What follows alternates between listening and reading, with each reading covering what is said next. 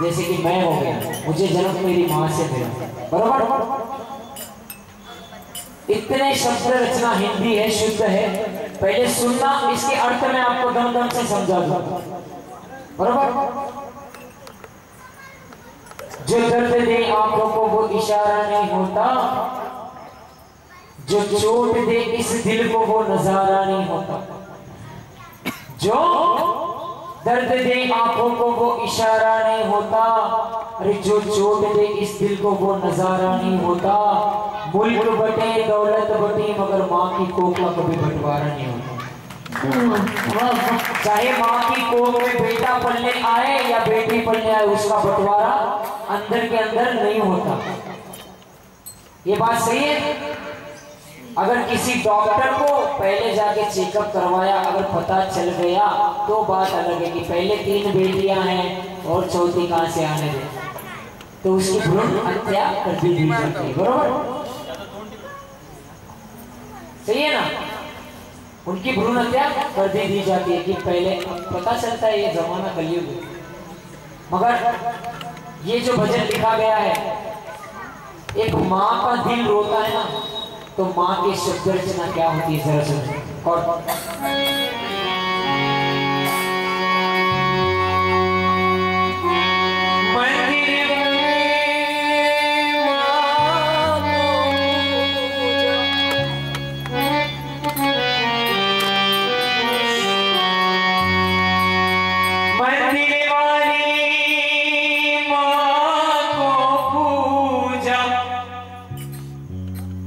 अपनी माँ को ठुकराया, दर्द यही शिकवा बन करे माँ के होठों पे आया।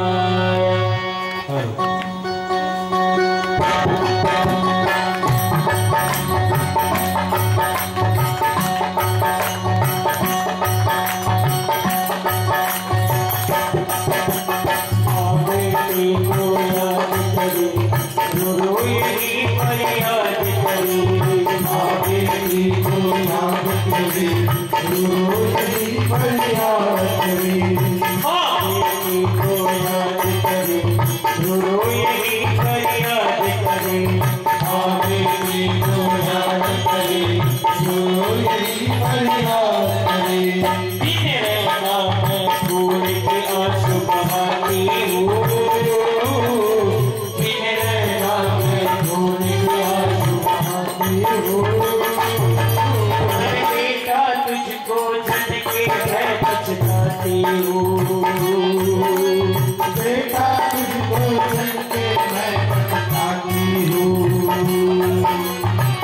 बेटी को याद करे रो यही फरियाद करे, बेटी को याद करे रो यही फरियाद करे।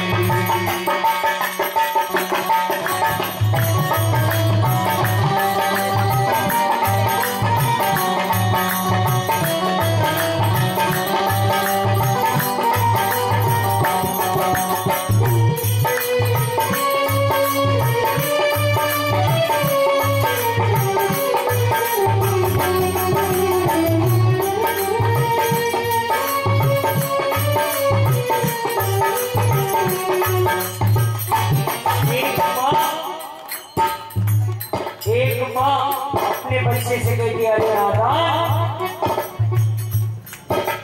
तेरे खातिर कितना कष्ट उठाया था, तेरे खातिर कितना कष्ट उठाया था, मैं यही सोच के मैंने तुझको बुझाया था, यही सोच के मैंने तुझको बुझाया था।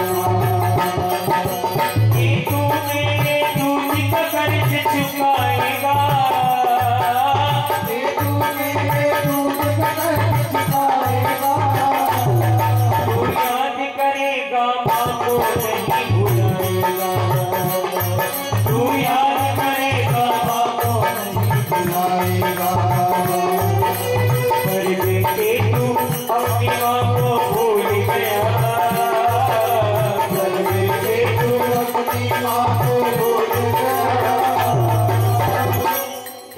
बेटे तू अपनी माँ को भूल गया, तू चंद सांसों में पुकारेगा भूल गया, तू चंद सांसों में पुकारेगा भूल गया।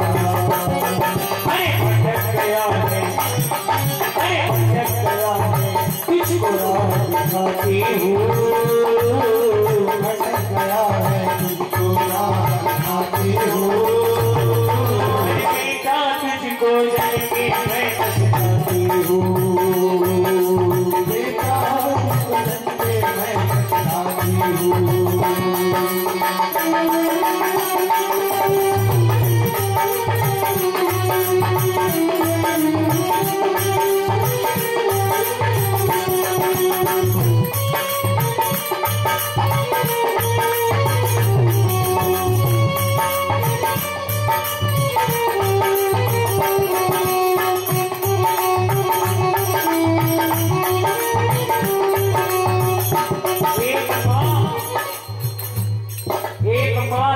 बच्चे को पाल सकते हैं।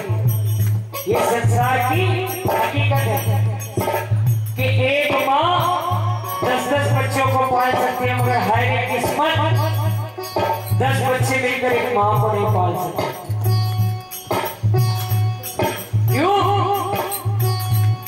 क्यों नहीं पाल सकते? 10 बच्चे मिलकर एक माँ को क्यों नहीं पाल सकते? बड़ा भाई कहता है कि माँ आज छोटे के घर चली जा, छोटा कहता है कि छोटे के घर चली जाना। ऐसा इस संसार में आज क्यों होता है? और जब माँ का दिल रोता है ना, और जब बेटे को समझ आती है, तो वो दिन बीत जाते हैं, लंबी उम्र हो जाती है। और माँ एक बेटे के लिए अपनी क्या क्या करती है? 9 महीने तक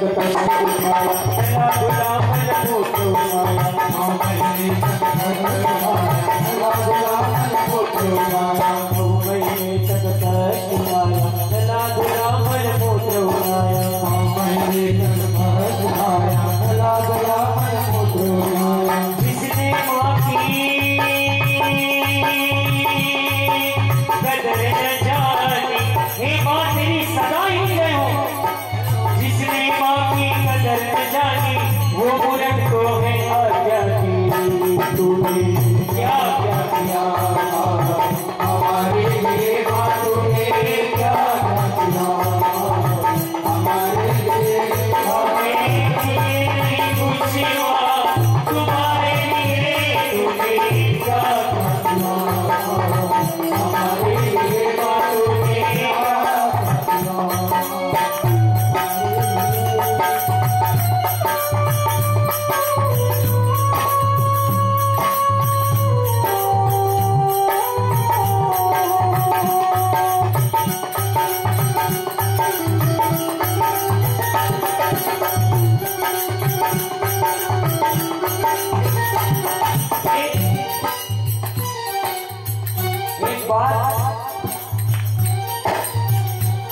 जैसे कि दूध का कर्ज आज तक माँ का कोई चुका नहीं पाया।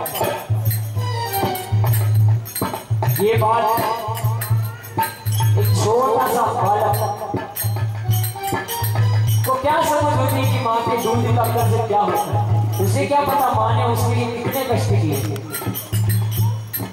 मगर एक सेठ के घर पे एक माँ यानी कि एक औरत बर्तन मांजती थी।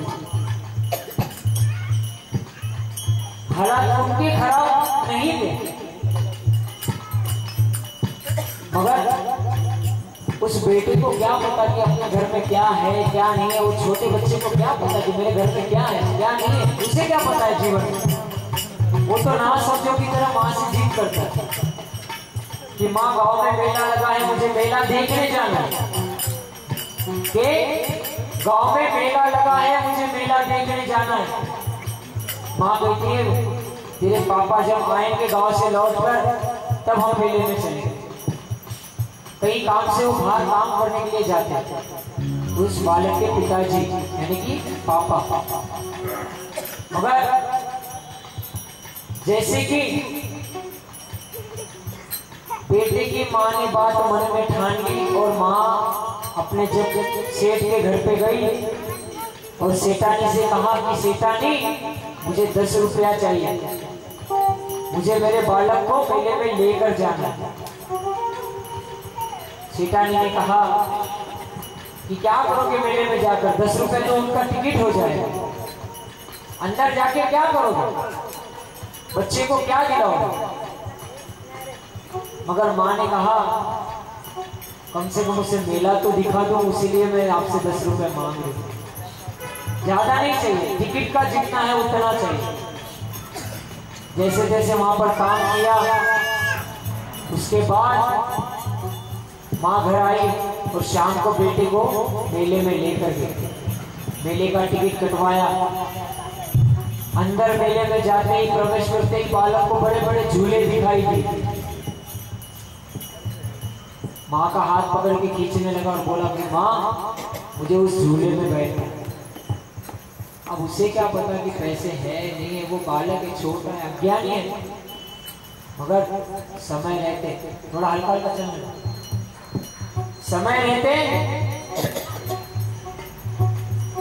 उस बालक को नादानी में उसे क्या भरा भरा बोला माँ को, उसे भी समझ में नहीं आ रहा, क्योंकि नादान है, पैर पटक रहा था, साड़ी खींच रहा था, जिद कर रहा था।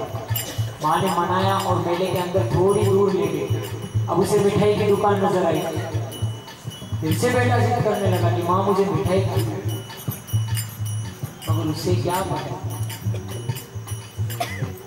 थोड़ी देर बाद मेले में कुछ हो गया, भगदड़ मच गई और माँ बेटे अलग हो गए। मगर उस मिठाई वाले ने देखा था कि ये बालक अपनी माँ से बहुत जिद कर रहा था मिठाई खाने। जैसे तैसे उसने 2 मिठाई ली, उस बालक के पास गया मिठाई वाला और कहा कि बेटा ये ले, चुप खा ले, मम्मी आ जाएगी। मगर उस बालक को समझ है कि मेरी माँ मेरे पास नहीं है, वो दूर गई है, हो गई। वो मिठाई वाले से कहता है कि अंकल मुझे मिठाई नहीं चाहिए, मुझे मेरी माँ चाहिए। ये समझ मुझे कहाँ से आई, वो तो इतनी देर पहले माँ से मिठाई मांग रहा था, माँ से झगड़ रहा था। जैसे तैसे माँ बेटे का फिर से मिलाप हुआ, मिठाई वाले ने बेटे को अपनी माँ से मिलवाया। घर आया और माँ से कहने लगा कि माँ मैं मेरे जीवन में इतना बड़ा आदमी बन के दिखाऊंगा कि अपनी सब दुख दर्द परेशानियां मैं भुला दूंगा। क्योंकि उसे समझ आ गई थी कि माँ बेटे अगर दूर हो जाए तो क्या दुख होता है, उसे रोना आ गया। और जैसे जैसे बढ़ता गया, उम्र बढ़ती गई, पढ़ाई अच्छी कर ली, PhD कर ली। एक दिन शेयर मार्केट में बहुत धन दौलत कमा ली उसने, उस बेटे, और अपनी माँ से कहने लगा कि माँ मेरा एक काम करो। माँ के पास जाके बैठा। अब माँ तो बूढ़ी हो गई है बेचारी, उसको क्या समझता है, 60-70 साल की उम्र। माँ से कहता है बेटा कि माँ मैंने आज कहीं पढ़ा है, मैं तुझे एक बात बताना चाहता हूँ कि माँ के दूध का कर्ज आज तक इस सृष्टि में कोई चुका नहीं पाया, और मुझे इसको पूरा करना है। तो बोल कि तुझे क्या चाहिए। मेरे पास आज इतना धन राशि है कि मैं बयान नहीं कर सकता। तू जिस पर नजर करेगी, जिस पर हाथ रखेगी, वो तेरे कदमों में मैं वो चीज लाके दूंगा। ये बेटा कहता है।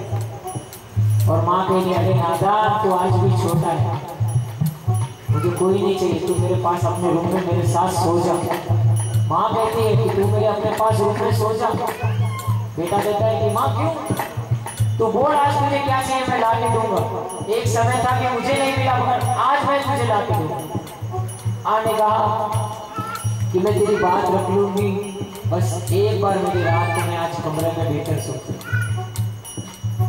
माँ बेटे रूम में गए, सो गए।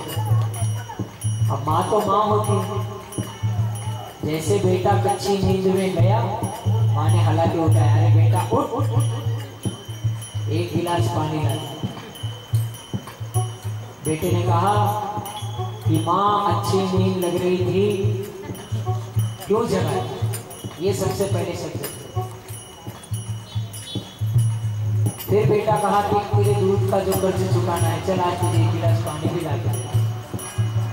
पानी लाया, माँ को पानी दिया, माँ ने पानी थोड़ा सा पिया और आधा बिस्तर पे पूरा गिरा गया। फिर रात में 1 बजे लगभग फिर से ऐसी रचना हुई, बेटा फिर से नींद में जाने लगा। माँ ने उठाया, अरे बेटा उठ, 1 गिलास पानी ला। जब बेटे की शब्द रचना, अरे बुढ़िया तुझे नींद नहीं आती है क्या, रात भर पानी पीगी क्या, मैं जो बोल रहा हूँ वो तो बोल कि तुझे क्या चाहिए। ये बेटे की शब्द रचना हो।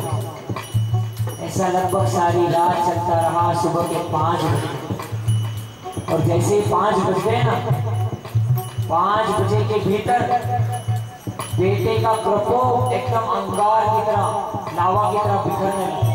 अरे बुढ़िया चश्मा लगा, सारी रात अंधेरे में मेरा बिस्तर गीला हो गया, पूरा बिस्तर, और तू कुछ सूखे में सोकर आराम से सो रही थी और मैं गीले में सो रहा। माँ ने कहा, अरे तू तो बहुत बातें कर रहा था रात को कि माँ के दूध का कर्ज आज तक कोई चुका नहीं पाया। क्या हुआ? एक रात में इतना गुस्सा, वो भी अपनी माँ पे, जो कल रात में तो अपनी माँ को वो पलकों पे बिठाना चाहता था, जो चीज मांगू वो ला के देना चाहता था। अरे नादान, तू कितना भी करा दे, एक छोटा सा मेरे लिए बालक ही है, तू मेरा बेटा ही है, कोई बड़ा आदमी नहीं बना मेरे जीवन में तू। ये माँ अपने बेटे से कहती थी। और जब बेटे को गलती का एहसास हुआ तो बेटा अपनी माँ से कहता है कि माँ तू तो छोड़, मैं मंदिर वाली माँ को मना कर। ऐसे कई वक्त होते हैं जो साल में 4 बार माँ वैष्णो के दरबार जाते हैं, नंगे पांव कटी चढ़ैया चढ़ते और चढ़ चढ़ कर पैरों में छाले आ जाते हैं। मगर उस मंदिर वाली माँ के सामने जब पहुंचते हैं ना, तो 1 से 1 सोने चांदी की कीमती भेंट चढ़ा जाती है। और ऐसे बदनसीबों को वैष्णो देवी की मंदिर वाली माँ भी कहती है। कौन कौन वैष्णो देवी गया? कौन कौन? कभी देखा है उसके प्रवेश द्वार पे क्या लिखा है कि मेरे दर पे आने वालों, यहाँ एक फरमान लिखा रखा है, तू देख ले अपनी आंखों से, तो पढ़ ले मन की आंखों से। एक इंसान लिखा रखा है, पहले उसका कर्ज चुका जिसने तुझे जन्म दिया। मंदिर वाली माँ कहती है, वैष्णो देवी में प्रवेश द्वार में लिखा है कि पहले उसका कर्ज चुका जिसने तुझे जन्म दिया, फिर आना तो मेरी शरण में, तेरी बात मैं बना दूंगी। अगर ये माँ देगी दुआ तुझे तो मैं तुझे पार लगा दूंगी। मगर इस संसार की हकीकत है कि अपनी माँ का क्या आजकल इस कलयुग में यानी कि इस दौर में 2023 में और आने वाले 5 साल के बाद ये कम होते जाता है। क्यों हो रहा है? इसका कारण क्या है? इसका कारण है हम ही लोग। हम ही बढ़ावा दे रहे हैं अपने बेटे के मित्रों को, लड़की के सहेलियों को, इनको बढ़ावा हम ही दे रहे हैं। क्यों? क्योंकि इनके संस्कार अलग अलग होते जा रहे हैं, प्रकार होते हैं ना, वो अलग होते जा रहे हैं। आज अपने घर में जो चलता है वो उन्हें हम नहीं सिखा पा रहे। क्यों? क्योंकि हम भी एजुकेटेड हो गए। हाँ, माना कि हम 2023 में है, मेरी 30 साल उम्र है, मैं भी BCA MCA कर चुका हूँ, बट मैं संस्कार नहीं भूल पाया। क्यों? मुझे वैसे संस्कार मिले। मगर आने वाले दिनचर्या में आप भी अगर अपने बेटों को, अपने बेटियों को अगर कंट्रोल में रखोगे तो आपकी 2 पीढ़ी अच्छी चलेगी, वो इससे ज्यादा 2। अगर इसको अभी नहीं बचाओगे तो फिर कभी नहीं बचाओगे। अगर वो मंदिर वाली माँ कहती है और मेरी एक लिखने वाली बात कहती है कि अगर माँ का वर्णन करना है तुझे नारायण, तो इस सारी संसार की वनस्पति यानी कि पेड़ पौधे अगर इसकी कलम भी बना लेगा ना तो तुझे कम पड़ जाएगा। अगर इस धरती को तू कागज का रोल दे देगा तो भी कम पड़ जाएगा। सारी नदी समुद्र की शाही में बनाकर अगर तू इस वस्तु से अगर एक माँ का अगर वर्णन करना चाहे तो बहुत माँ होती है। माँ के बिना इस संसार में कोई नहीं आया है, चाहे मैं हो या आप सभी हो। उस माँ के लिए सब मिलके गाएंगे। तू कितनी अच्छी है, तू कितनी भोली है, तू प्यारी प्यारी है।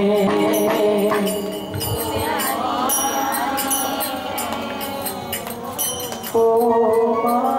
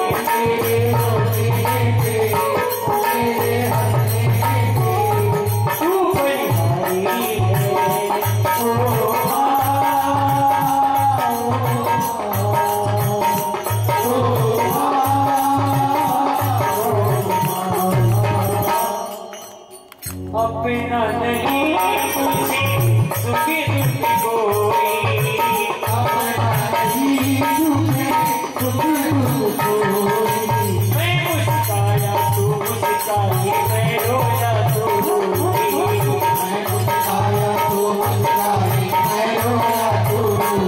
मेरी हंसने पर मेरे रोने पर तू बलिहारी है।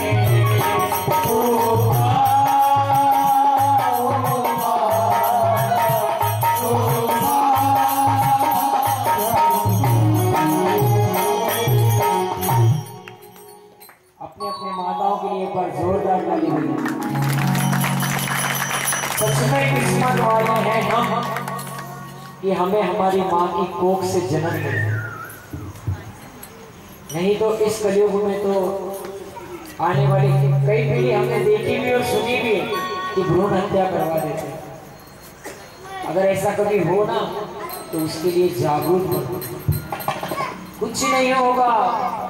अगर वो नहीं चाहते ना तो उनसे बताओ कि कुछ नहीं होगा इस संसार में उसका आने के बाद। उसका पालन पोषण वो रखवाला है, वही कराने वाला है। जैसे आज तक तुम्हारे दिनचर्या में जिसने भी जो भी खाया है, मुझे क्या पता कि आज इन्होंने कलाकंद खाई है कि इन्होंने रबड़ी खाई है। मैं तो ठेसा और रोटी में भी मस्त हूँ।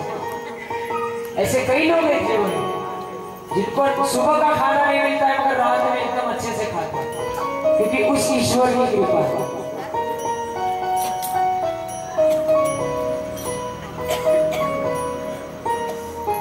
जो दर्द दे आंखों को वो इशारा नहीं होता, जो चोट दे इस दिल को वो नजारा नहीं होता।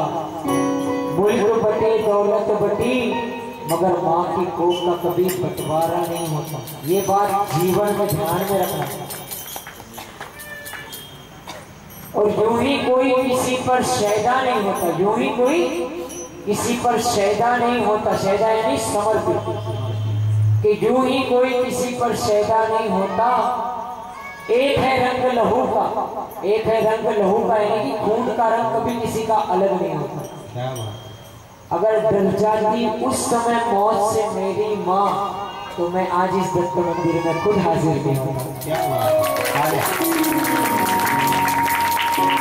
मैंने भी सुना है, मैंने भी पढ़ा है कि माँ की जो कोख में जब हम थे ना तो कई बार उसे लात मारते थे, कई बार।